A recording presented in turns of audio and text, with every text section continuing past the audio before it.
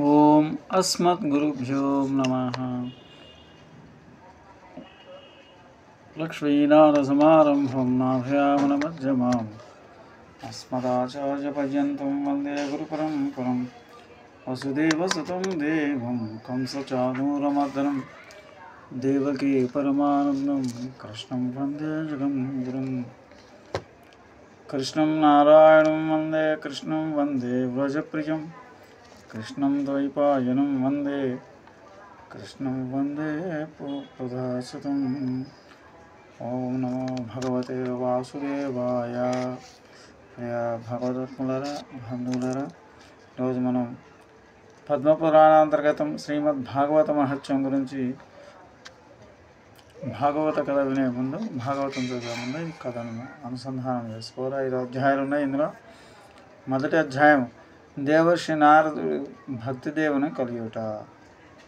శ్లోకం ఏం చెప్తుంది? సచ్చిదానంద రూపాయ విస్ఫోత్పత్యాది హేతవే తాపత్రయ వినాశాయ శ్రీకృష్ణాయ వయం నమో నమః.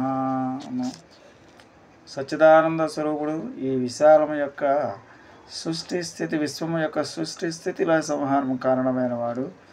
ఆధ్యాత్మికము, ఆదిదైవికము, ఆది భౌతికమైన 3 విధములకు దుఃఖమును తాపత్రయములను నశింపజేయవాడు శ్రీకృష్ణ భగవానునికి మేము నమస్కరించదని. యప్రవజంతమనుమే ప్రీతమపేతకృత్యం ద్వైపాయనో విరహ కాతార హాజుహావ పుత్రేజు తన్మయతయా తరవోభినేరు త్వం సర్వభూత హృదయం మునిమానతోస్మి. నైమిసారణ్యమున సకల ప్రాణుల యొక్క ఆత్మస్వరూపుడైన సమస్త కర్మల అతీతుడైన శ్రీ సుఖదేవుడు సర్వమును విడిచిపెట్టి వెళ్ళిపోతుండగా చూసిన వేదవ్యాసుడు కుమారుని ఎడబాటును తట్టుకోలేక పుత్ర అని ఎలుగెత్తి పిలువసాడు. అంతటా సుఖని ఆత్మరూపంలో వృక్షములు అతనికి బదులుగా ప్రతిధ్వనించింది. అట్టిముని శ్రీ సుఖమహాత్మకు నేను నమస్కరించను. నైమశేషు తమాసీనమవివాజ్య మహామతిం కదామృతరసాస్వాదు కుశల సౌనకో బ్రవీత్. నైమిసారణ్యమునందు ఒకసారి మహాబుద్ధిమంతులకు సూతముని సుఖాసీనుడైనది. అప్పుడు భాగవత కథామృతం యొక్క రసమును పానం చేయట్లో గొప్ప నేర్పడిన సౌనకుడు సూతకునికి నమస్కరించి ప్రశ్నించాడు. సౌనకుడు అడిగిన సూతముని, అజ్ఞానాంధకారం నశింపజేయుటకు కోటి సూర్య ప్రభలతో సమానమైన నీ జ్ఞానం మా చెవులకు రసాయనం అంటే అమృత స్వరూపమైనది, సారభూతమైనది కథను మాకు వినిపింపు. భక్తి జ్ఞాన వైరాగ్యం వల్ల లభించిన వేగం ఎట్లు వృద్ధి చెందిన భక్తుజనులు మాయామోగములు తిరస్కరించి పునిశ్చింతగా ఉండగలరు. మొదలది కలికాలం మిగులు భయంకరమైంది. అందులో జీవులు సాధారణంగా అసరీ స్వభావాలు కలిగి ఉన్నారు. అనేక విధంగా బాధలకు గురి అనుమతిస్తున్నారు. అట్టి జీవులను పరిశుద్ధులను దైవశక్తి సంపన్నం చేయటకు సర్వశ్రేష్టమైన ఉపాయమైన కలదు. అన్నిటికంటే మిగులు శ్రేయోదాయకమైనది, పవిత్రమైన నుంచి వాటిలో పవిత్రమైనది ఈ కాలం నందు శ్రీకృష్ణ భగవాన్తో పొందుటకు తోడ్పడినది ఒక శాశ్వతమైన సాధనం మాకు ఉపదేశింపుము.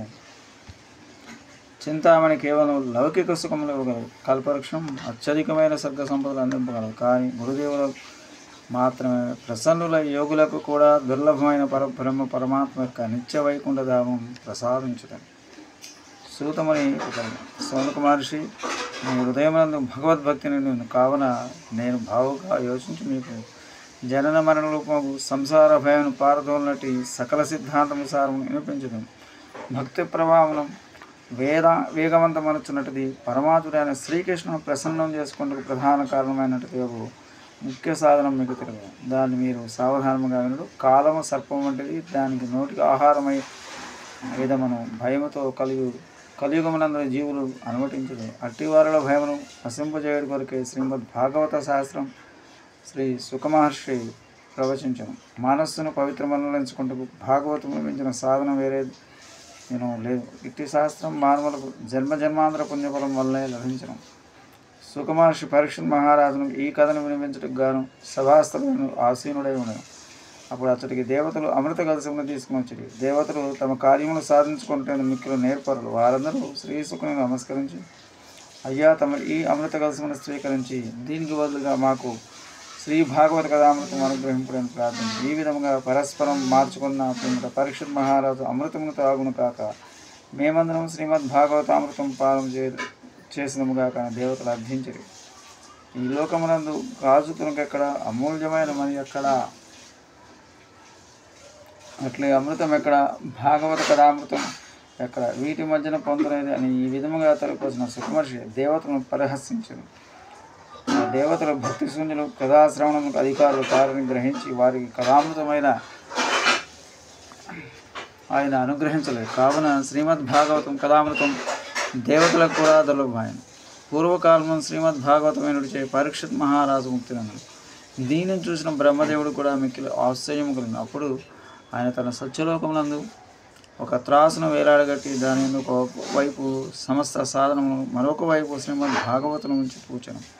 త్రాసునందు ఒకవైపు ఉంచబడిన సమస్త సాధనము తేలికై పైకి లేచను. కానీ తన మహత్వం వలన భాగవతం అన్నిటికంటే గురుతరమై బరువుగా ఉన్నది. దీన్ని సూచన ఋషులందరూ మీరు మిక్కిలి అబ్బరం కలిగింది. అప్పుడు వారందరూ కలియుగమునందు భాగవత శాస్త్రం సాక్షాత్ భగవంతుని స్వరూపమని తెలుసుకున్నారు. ఇటు శాస్త్రం చదువుట వలన, వినుట వలన తత్ఫలితంగా అప్పటికప్పుడే మోక్షము లభించగలని నిశ్చయించింది. సప్తాహ విధానముగా 7 దినములు దీన్ని విన్నట్లా ఇది నిశ్చయముగా ముక్తిని ప్రసాదించింది. పూర్వం దయామూర్తులకు సనకాది ఋషులు దేవర్షులకు నారదునకు ఈ భాగవత శాస్త్రం అనిపించారు. ఇంతకంటే ముందు బ్రహ్మముఖము నుండి దేవర్షి నారదులు దీన్ని వినియోగం. అయినప్పటికీ దీని ఒక సప్తాహ శ్రవణ విధానం దానిని గురించి ఆయనకు సనకాది మహాములు వివరించి చెప్పారు. మంగళాశాసన ప్రయోగమై సర్వైస్సు పూర్వైరాచార్య సత్కృపాయాస్తు మంగళం. స్వస్తి. జై శ్రీరామ్.